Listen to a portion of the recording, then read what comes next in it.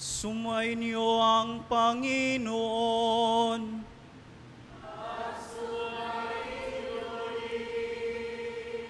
Ang mabuting balita ng Panginoon ayon kay San Lucas.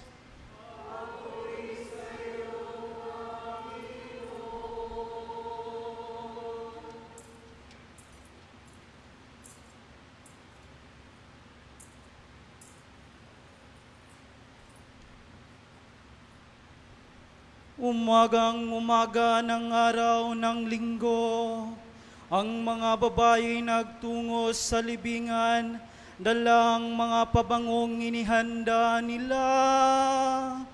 Nang dumating sila, naratnan nilang naigulong ng batong nakatakip sa pintuan ng libingan. Ngunit nang pumasok sila, walang bangkay ng Panginoong Jesus. Samantalang nagugulo ang kanilang isip tungkol dito, nakita nila at sukat sa tabi nila ang dalawang lalaking nakasisilaw ang damit.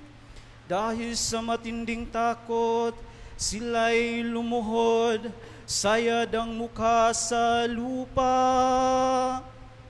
Tinanong sila ng mga lalaki, bakit ninyo hinahanap ang buhay sa gitna ng mga patay? Wala na siya rito, siya'y muling nabuhay. Alalahanin ninyo ang sinabi niya sa inyo noong nasa Galilea pa siya. Ang anak ng tao ay kailangang may pagkanulo sa mga makasalanan at may pakos sa krus, at sa ikatlong araw ay muling mabuhay. At naalala ng mga babae ang mga sinabi niya. Pagbabalik mula sa libingan, isinalaysay nila ang lahat ng ito sa 11 at sa iba pang kasama nila.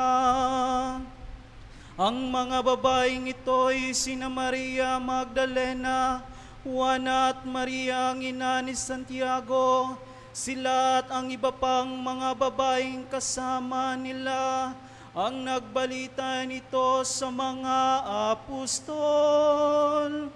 Ngunit inakala ng mga apostol nakahibangan lamang ang kanilang sinabi, kaya hindi nila pinaniwalaan ang mga babae. Gayon may tumindig si Pedro at patakbong nagpunta sa libingan. Yumukod siya at pagtingin sa loob ay wala na siyang nakita, kundi ang mga kayong lino. Kaya't umuwi siyang nagtataka sa nangyari. Ang mabuting balita ng ating kaligtasan.